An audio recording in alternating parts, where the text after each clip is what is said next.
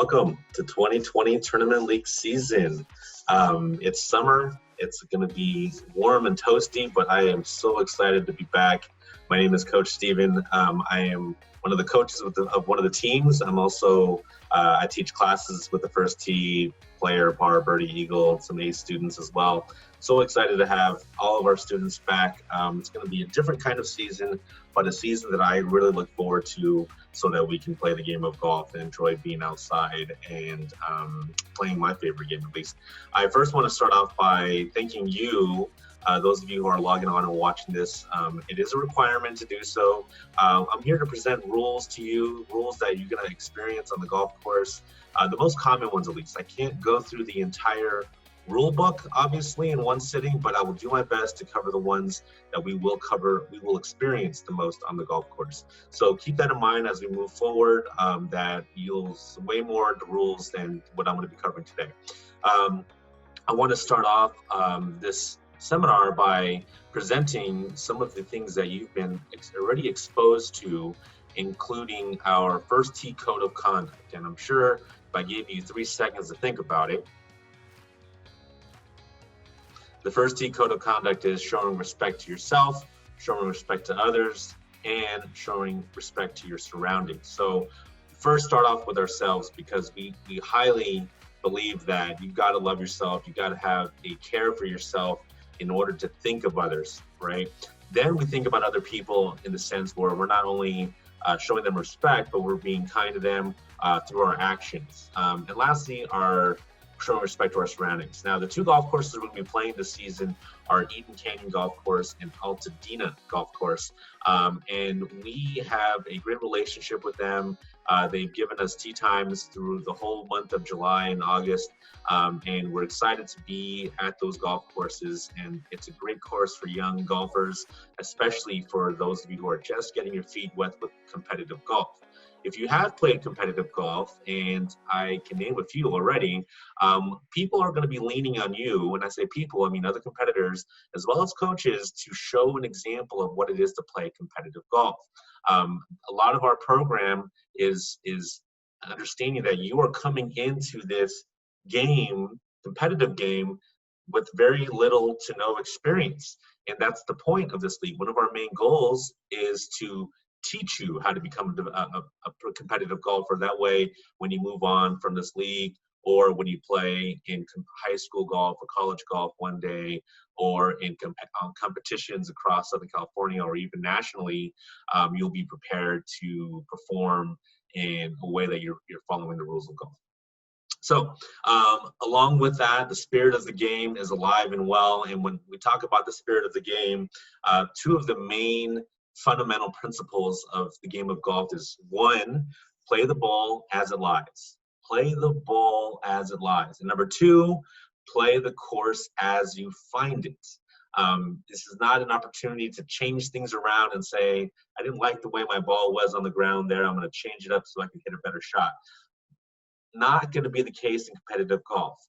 There are going to be some opportunities for you to use the rules to help you. Keep in mind that the rules of golf aren't just to penalize you when you break a rule, but they're also to help you because of the rules that we have set. Now, we have quite a few rules to cover. We're going to be covering the basic rules about competitive golf. We're also going to be covering some of the new COVID-19 safety rules.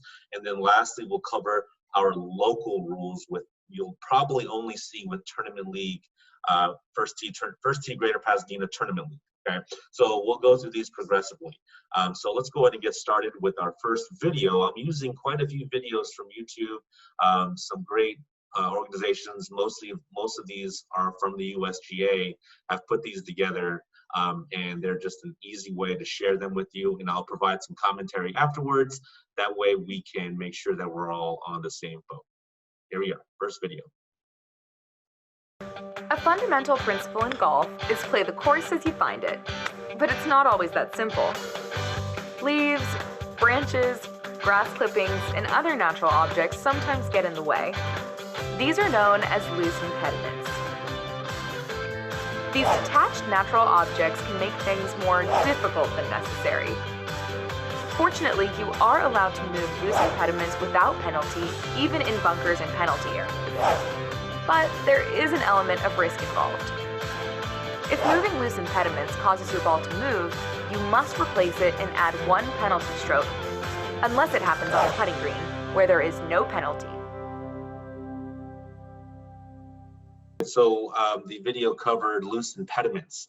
You're going to experience quite a bit of these at Altadena and Eden Canyon Golf Course. Loose impediments are going to be very present because the wide fairways and the areas between the fairways are generally covered in leaves. If you find your ball near these loose impediments, as stated in the video, you can move them around as long as it does not move your ball when moving a loose impediment, unless it is on the where?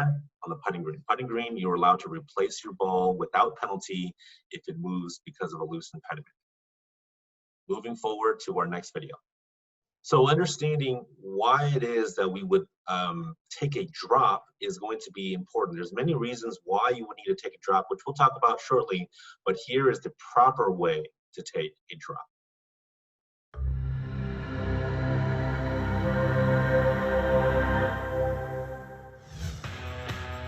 When dropping your ball under the new rules, the likelihood you will need only one drop will increase, while the randomness of your resulting lie will be preserved.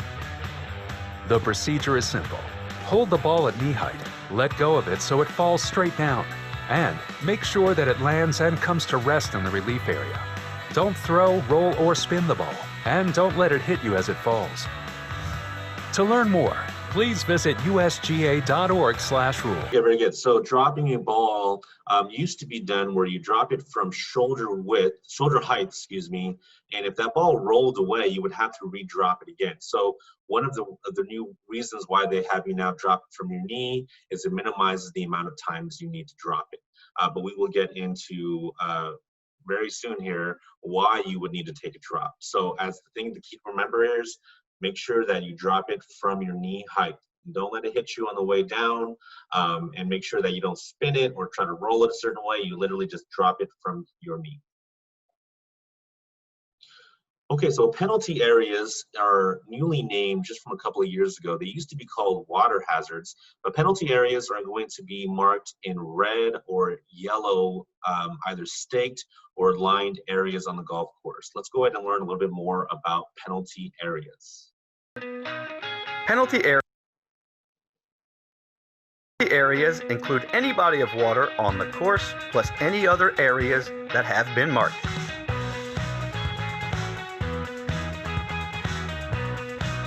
If you happen to find your ball in a penalty area, you can play your ball as it lies, if possible to do so. Before playing the stroke, it's okay to ground your club, take practice swings that touch the ground, and move loose impediments. Penalty areas can be marked either red or yellow, and for one penalty stroke, you have several relief options. The first one is to play a ball under stroke and distance from where you made your last stroke. Another option is to take back on the line relief by imagining a straight line from the hole through the spot where your ball last crossed into the penalty area. Choose a spot on that line, then drop and play from within one club length of it, not nearer the hole. You do have a third relief option if your ball is in a red penalty area that allows you to find the spot where your ball last crossed into the penalty area and drop a ball within 2 club lengths of that spot, no closer to the hole. Also, there may be an area marked as a drop zone that could be available as an additional option. Okay, so kind of reviewing a little bit about penalty areas, it's important to remember that if your ball crosses into one of these areas, you definitely can play it as it lies.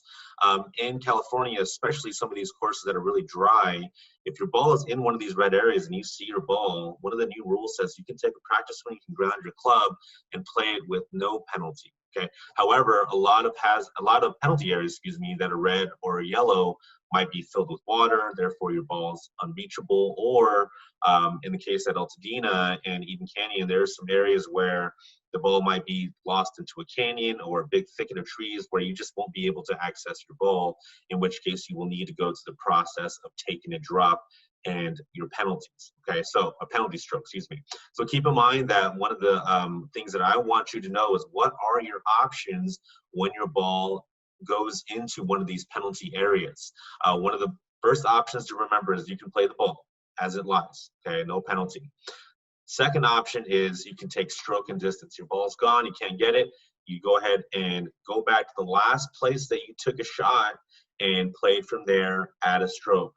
The next option is going to be to create a line between the hole where your ball crossed into that penalty area and dropping that ball on that line. And then last but not least, with the red penalty areas, if your ball crosses into one of those areas, you can take 2 club lengths, mark it, and you can take a lateral drop next to one of these penalty areas. You will have an opportunity to review this because it is in both player yardage books as well as par yardage books, and you can see all those options, but you can bet that's going to be on your rules quiz. All right, moving forward, what happens when your ball becomes lost or out of bounds? If your ball is out of bounds, this is going to be known by areas that are marked off with stakes that are colored white. If you see a white stake, that means that that ball is out of bounds. And even if it's only out of bounds by 1 inch past that white line, it's still out of bounds. You might even be able to get your ball, but you cannot play it, and you only have one option. It is to take a shot from the last place you played from, and you add a stroke. So stroke and distance are your only options. But let's go ahead and watch a video on out of bounds. We have all experienced losing a ball or hitting one out of bounds. When that happens, you are penalized 1 stroke and must reestablish your progression of playing from the tee into the hole by going back and playing again from where you last played. This is called playing under stroke and distance. If your previous stroke was from the tee, tee it up again from anywhere within that area. If your last stroke was made from the fairway, the rough, a bunker, or a penalty area, simply go back and drop a ball within 1 club length of and not nearer the hole than the spot where you last played. Stroke and distance is your only option for a ball that is out of bounds or lost, except when there is a local rule in effect that provides an alternative you can learn about in another video. Okay, very good. So as mentioned, the ball that goes out of bounds or a ball that goes across a perimeter of the golf course, for instance, Altadena and Eden Canyon, you'll notice at Altadena there's some homes around the golf course. If it crosses over one of those big fences, that's considered out of bounds. Unless you see red stakes, then it's considered a penalty area. Eden Canyon, if your ball goes out to the streets, that is out of bounds, unless once again you see red penalty areas, right? So on that note, stroke and distance is going to be the way that we're going to operate. So the key thing to remember is what are your options for when your ball goes out of bounds. There's only one option that you have to take: stroke and distance, okay? I'll get into that as I get into the next video, because we're going to switch gears a little bit and talk about pace of play, because that is going to be a very important factor when it comes to competitive golf, is learning how to play in a way that it's being respectful to not just the groups, the players that you're playing with in your group, but the groups behind you as well. Pace of play basically is our way of sharing with you that there is a amount of time that should pass for each hole that you play. But let's learn a little bit about a provisional balls. I will go into greater detail after this video. If you hit your golf ball out of bounds, or you just lose it, the rules require you to play another one from where you last hit under the penalty of stroke and distance. Looking for a lost ball only to have to return to the previous spot and play the next shot can take a long time and disrupt the pace of play. To help with this, consider playing a provisional ball. I'm gonna need to hit a provisional. Not only does it save time, it also takes away from the uncertainty. If you find your original ball in bounds within the 3-minute search time, then finish playing the hole with it and pick that provisional up. But if you can't find it, or it is out of bounds, then just continue playing the provisional ball. Okay, very good. So I think the key things to remember there when your ball goes out of bounds, and you may not even be sure. You might say, you know what, I think it might be out of bounds. If you have any doubt, there's definitely nothing wrong with playing a provisional ball. The provisional ball is your opportunity to go ahead and say, you know what, to save time, I'm going to hit another T-ball or another shot from the fairway, wherever it might be, so I don't have to go discover that it's indeed lost or out of bounds and then walk all the way back and then have to play another shot, right? So provisional balls remove that extra time spending walking back and forth, as well as keeps the pace of play moving forward, okay? Because here's the deal, in competitive golf, if your ball is lost or it is out of bounds, you can't just go, well, I think my ball would have been right here and then play the ball from there. No, you must return to the last shot and play it there. But that provisional ball allows you to say, you know what, just to save time, I'm going to hit another ball here. If I find my first ball, though, I'm going to pick up my provisional, right? But if I spend 3 minutes and I can't find my original ball, I already have a provisional ball in place. Okay, so let's go ahead and explain a little bit about how to keep score if that happens. Say, for instance, I hit my first shot on a hole and that ball goes what I think is out of bounds. Okay, I decide I'm going to hit a provisional. I let my teammates know, hey, I'm going to play a provisional ball. That way, if I get down there and I can't find it, I have one in play. So if I'm hitting my provisional ball, that becomes my third shot if I indeed take my provisional ball. If I find my original ball, pick up your provisional, it's almost like you didn't even hit it. You play your next shot, it is your second shot from your original ball. However, if you lost that original ball, once again, that provisional ball from the tee box, it was your third, therefore your next shot will be your fourth shot. So keep in mind that keeping score is going to be really important, especially when it comes to adding penalty strokes. If you have any questions on this, please reach out to your coach for further explanation. But you better believe that's also going to be on the rules quiz. All right, on to our next video about pace of play.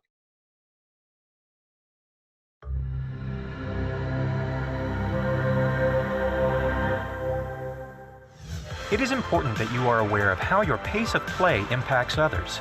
The 2019 rules encourage prompt pace of play by all players, by recommending that you play promptly throughout the round, such as by preparing in advance for each stroke, moving at a good pace between strokes and between holes, and that you make a stroke in no more than 40 seconds. The 2019 rules also expressly allow for you to agree to play out of turn in a safe and responsible way to save time or for convenience. This is often referred to as ready golf. To learn more, please visit usga.org/rules. Good. So I think there's a couple of really important points to make after learning about pace of play. There's no doubt that pace of play is a very important part of our program in teaching you how to play ready golf, learning how to play out of turn to a certain extent. Let me explain that. I personally believe that there's no doubt that we want to play golf in a quick manner. However, we also want to play in a safe manner. If you're playing out of turn, it can become very dangerous. So it is important before you play ahead of somebody else who you know it's their turn, you acknowledge, can I hit first? Instead of just stepping up and hitting, you need to acknowledge that you shouldn't be the first to play, but then there's another person that's further that can play first, right? But if they allow you to play first, that's fine, as long as you are, after you've hit your shot, you move out of the way into a safe place. Ready golf can be a fantastic way to catch up if you're behind. It'll be important to know that because pace of play will be something that is a local rule. We will penalize you if you fall behind too far. Here's how that rule works. If you fall behind and you're one hole behind the group in front of you, as in the entire hole in front of you is empty, you will be warned by a rules official. You will be asked to increase your pace of play. If your pace of play has not increased, you will be forced to skip an entire hole and you will take a double par, which is the maximum score for that hole. So let's avoid any double pars that you did not commit. just because your pace of play was slow. Your entire group will be penalized, not just one person. So keep that in mind when it comes to pace of play. All right, on to our next video regarding pace of play and how to keep it.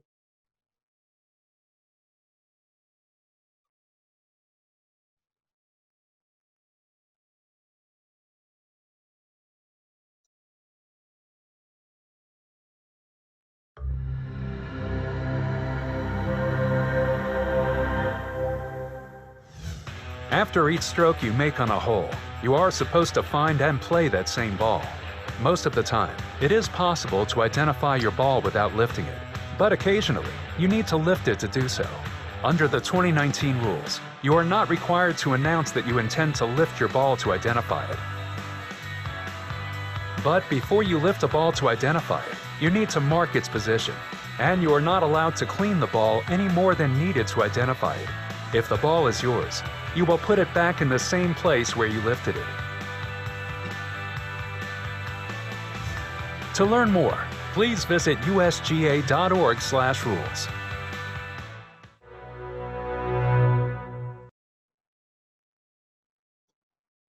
Okay, so I think the key thing behind that one there is it's also going to fall close in line with our COVID-19 rules as well. If you hit a ball and you don't know for sure that it's yours, it is okay to identify it by moving it. However, you must place some sort of marker down, a tee, a coin, something that marks where the ball goes, like you would on the green, identify it, and then put it back. Now, when it comes to COVID-19, we want to encourage you to do everything you can not to touch anything that doesn't belong to you. So instead of moving it with your hand, you can move it either with the side of your shoe or you can move it with a golf club just to identify it. But the key is to make sure you replace it back before you proceed. Now, also when it comes to pace of play, we're going to talk a little bit about maximum scores. There's a quick little video here that talks about why maximum scores are important, and then I'll explain to you the local rule in place for our maximum score.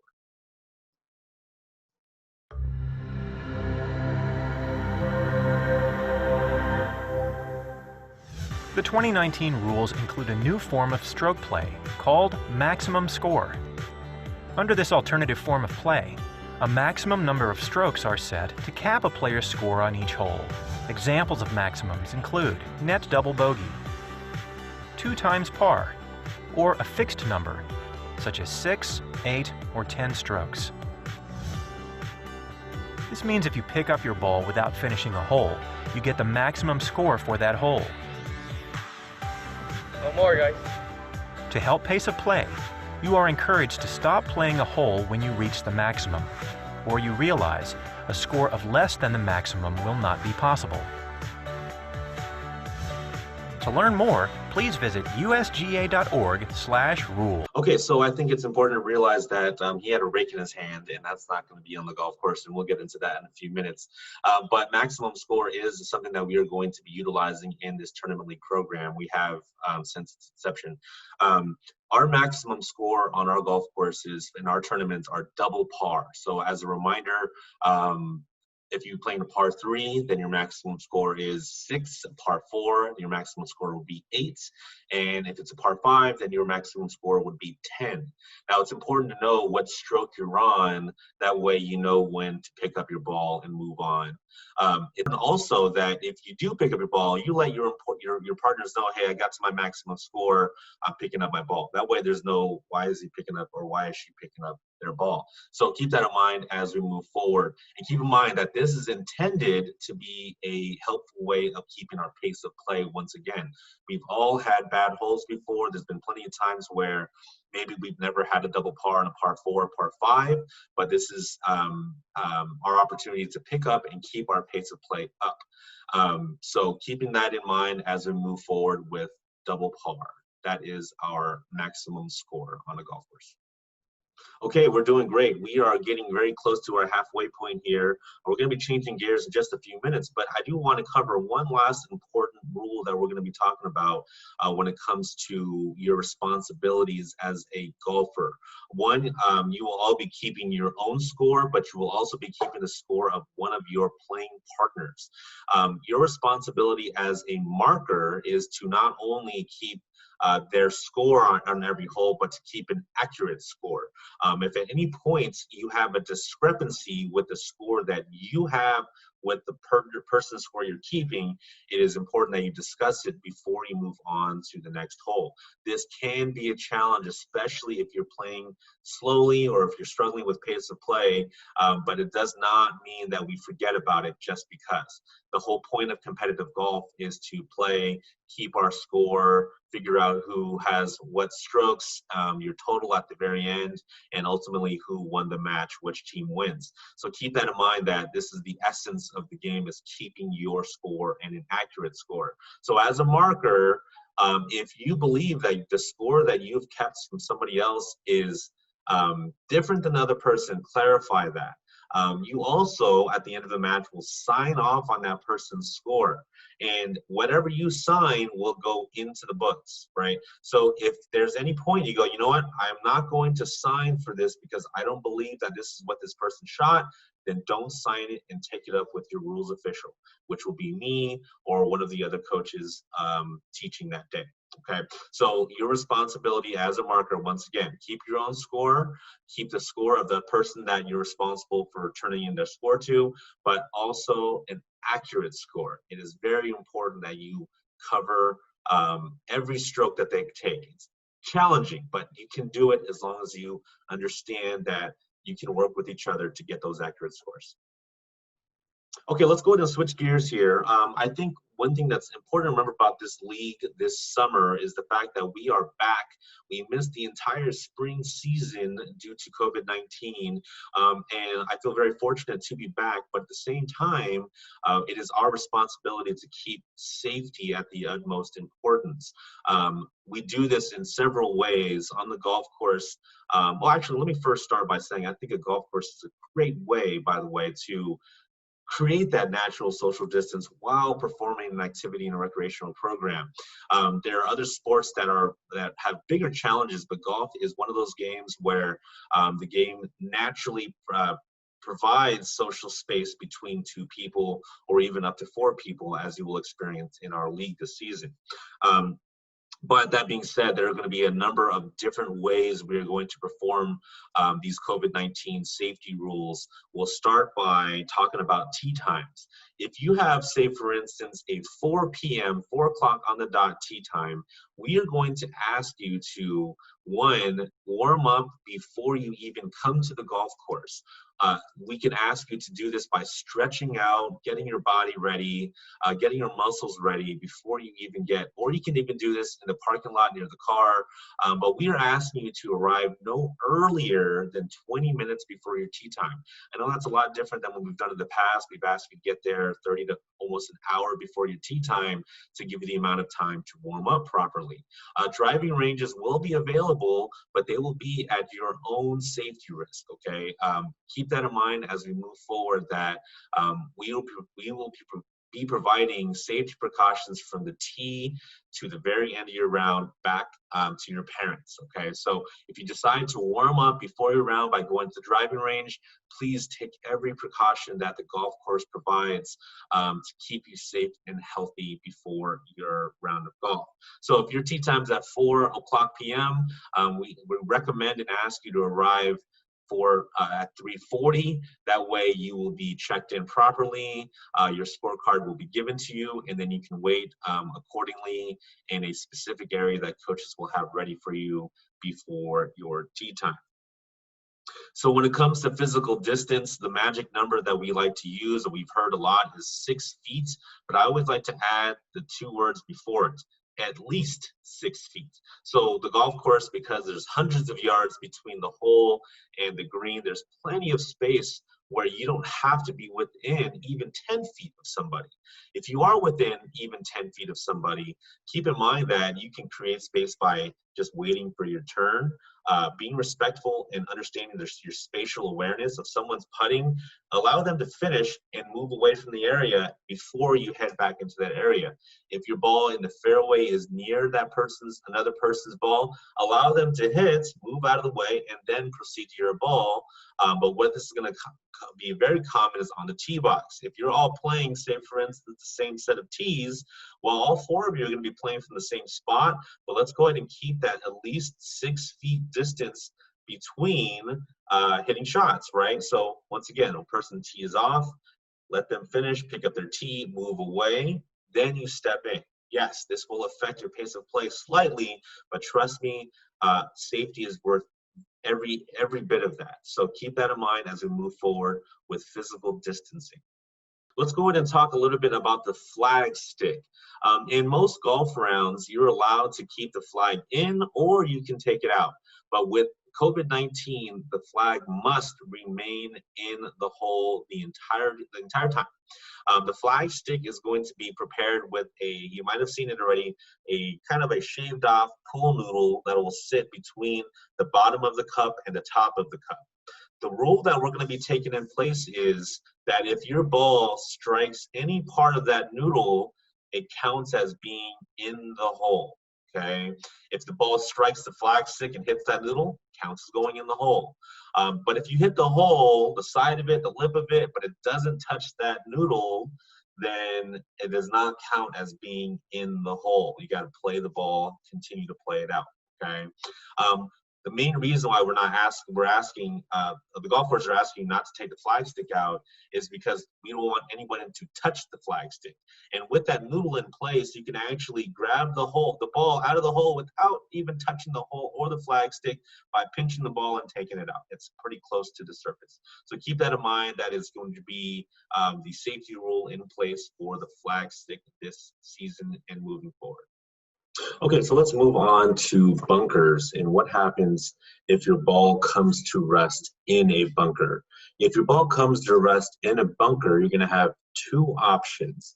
One option is to play it as it lies, any time your ball would go into a bunker, but you'll learn that there's no rakes inside the bunkers at both Altadena or Eden Canyon or most golf courses nowadays. What golf courses are asking to do is once you play your shot, just try to smooth it out with your foot, in which case if you decide to play out of the bunker, please do so for other golfers. But their second option is to actually find the nearest point of relief and play the bunker as ground under repair, which is what we are going to be also acknowledging if your ball comes to rest in a bunker. Now here's the thing, you can't just say, all right, my ball's in the bunker, I'm gonna drop it right next to the lip, because that might mean the ball's closer to the hole than where your ball was. So the rule basically says is that you can take a drop, find your nearest point of relief, no closer to the hole, which means not closer than where your ball was, okay? Taking a drop is as simple as we've talked about, taking a drop from your knee, but the key is finding that location outside of the bunker. You take your stance so that your swing or your stance is not affected by the bunker, and take a drop from there, no penalty. So feel free to use either one of those, but it's also important to acknowledge that with your playing partners. Hey, I'm going to play a ground under repair. I'm going to take a drop in this area, which is no closer to the hole, and you can move on from there. Okay, so let's go ahead and talk about the last part of on-course experience when it comes to COVID-19 rules, safety rules. When we're done with our round, the conclusion of our round will be, ordinarily what we've done in the past is you take your scorecard with the person you kept score of, sit down at the scorer's table, go through your scores one by one, and turn in your switch scorecards, sign them, and turn them into your coach. We're going to change it up just a little bit.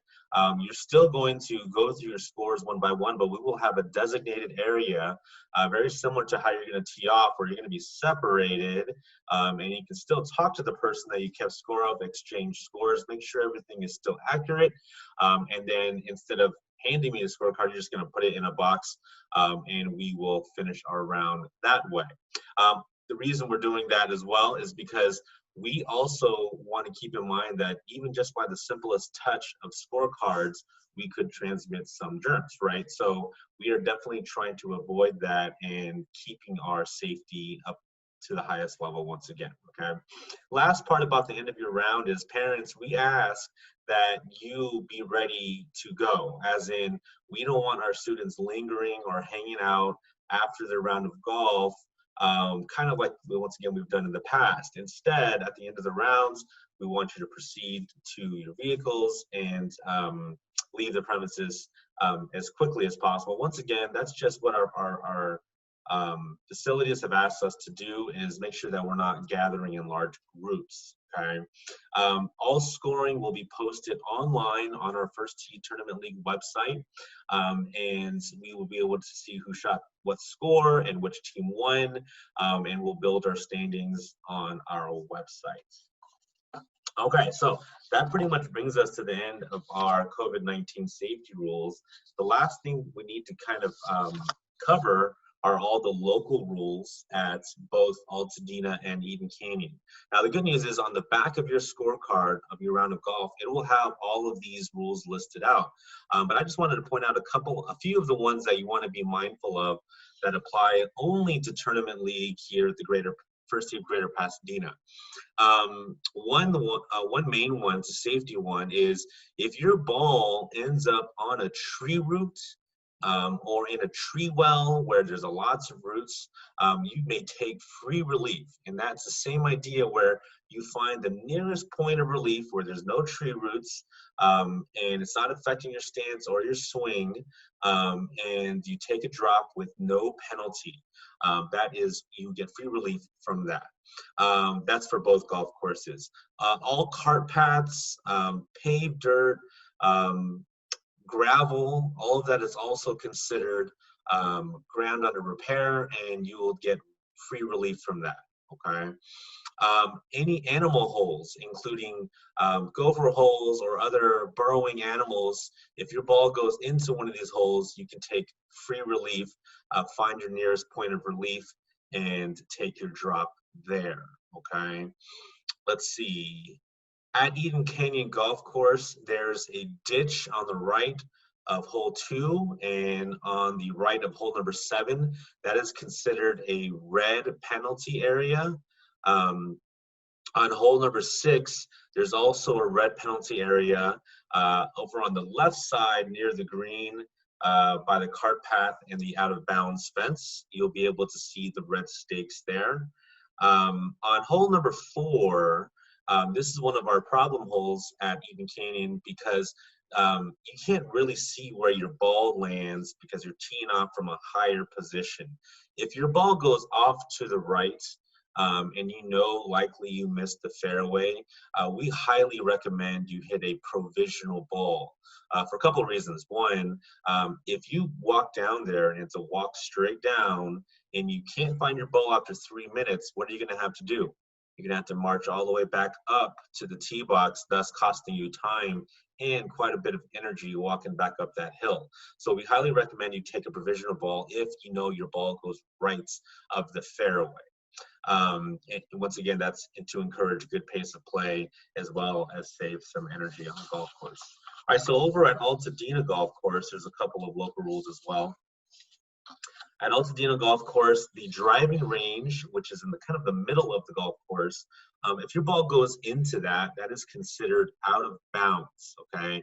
If that ball flies into there, you need to treat it as out of bounds, as in you need to once again take stroke and distance and hit a shot from the last place you hit from. If your ball comes up to rest against the driving range fence, that is considered an immovable obstruction. You can take a drop, but it is not a free drop. That will cost you a penalty stroke. So you don't have to go back to stroke and distance, but you will need to find the nearest point of relief, take a drop, and add 1 stroke to your score. Okay. On the left of hole number 3, you'll notice that there is a maintenance yard and there's a bunch of gravel in that area. If your ball doesn't go over the fence but ends up in that gravel area, you can go once again, find your nearest point of relief where you can hit off of the grass and not off the gravel, and there will be no penalty stroke for that. But if your ball goes over the fence into the maintenance yard, that is considered out of bounds because it is a perimeter fence. So with that, that brings us to the end of our Tournament League Rules seminar. I am very excited about moving forward and you all becoming rules experts. Once again, this is just the tip of the iceberg. There are a lot more rules to learn, but these are the ones you're going to probably come in contact with or you can experience the most. Remember, there will be 2 coaches on site during your rounds who will be able to answer your rules questions as well as your fellow competitors, okay? If there is an opportunity for you to help somebody else, keep that distance. Don't forget, at least 6 feet from each other, but offer up your help. Have a good one. You guys, I'll see you soon. Thank you.